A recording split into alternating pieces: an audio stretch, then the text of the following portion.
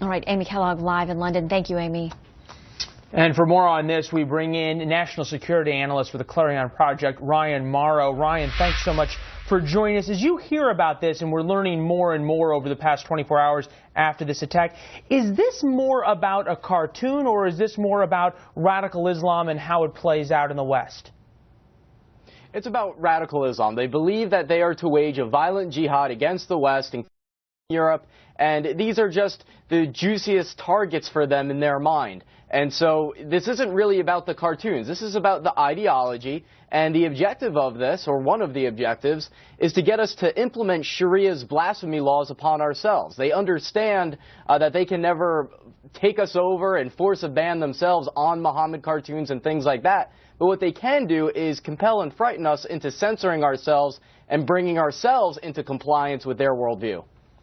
Scary stuff. What I thought was really striking is that both the folks in the Charlie Hebdo attack and the gentleman here we are learning in Copenhagen were both on some sort of watch list. Exactly what you want to describe it as, but at least the Danish police knew who this guy was. The French police obviously knew who the folks were in the Charlie Hebdo attack. We then hear about issues in the United States of watch lists and those kinds of things. Both of these people were able to commit these attacks despite being on the list. Did the list work? Right. Well, they work as forming a basis for investigations. But very often when you talk to average Americans and you talk to them about these issues, they say, I'm sure that the FBI is on Facebook and aware of everyone who's expressing radicalism and is watching them, as if that provides a maximum level of security and safety. And it doesn't. Just because you know about a certain suspect that may have violent intentions doesn't mean that you have the resources to monitor them 24/7. And even if you do, you're not going to know who they're talking to necessarily. You still have to go through all the recordings of what they're saying if you were able to get permission for that. You don't know what's going on inside the meetings and inside the buildings where you don't have an undercover agent.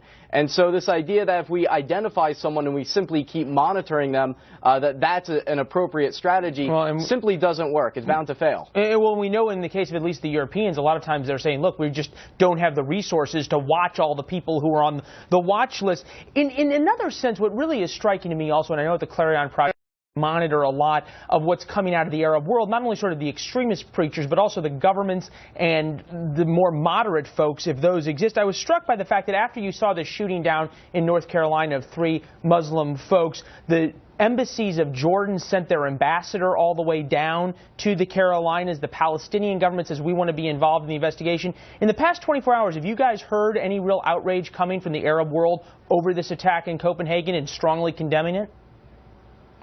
Yes, actually, especially when you look online, you look at the Arab editorials. I haven't seen really any major proclamation in support of it, and I've only heard negativity. But one of the problems we face is that there will be Islamist groups like the Muslim Brotherhood that will say this was not justified, this went a step too far. But what they would do under their worldview is prosecute someone for printing a Muhammad cartoon, bring them in front of a Sharia judge, and kill them that way. So condemning this attack doesn't necessarily make you a moderate. It just means that you felt they went one step too far and you have a procedural difference. And so that can't be the standard for deciding who is our friend and who is our foe. Well, and that goes back to your original point in the sense that what they want to do is try to intimidate us into having their own kind of blasphemy laws here in the western part of the world. Very quickly, as you're watching this, obviously there's going to be a lot of discussion now about Europe's problem with these insular Muslim communities that breed radicalism. We saw it happen in France with the Hebdo attacks. We don't know whether that was the case here in Denmark, where this person exactly came from. But is it only a matter of time before those kinds of communities come to the United States, or do you think we have enough protections here to keep that from happening?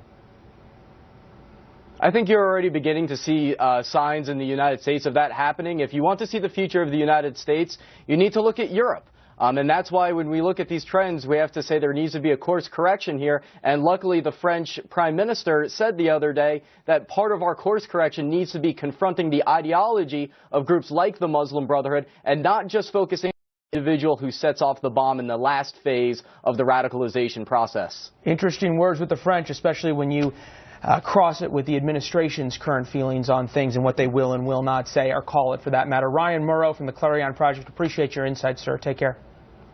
Thank you. All right. Well, U.S. and coalition forces continue to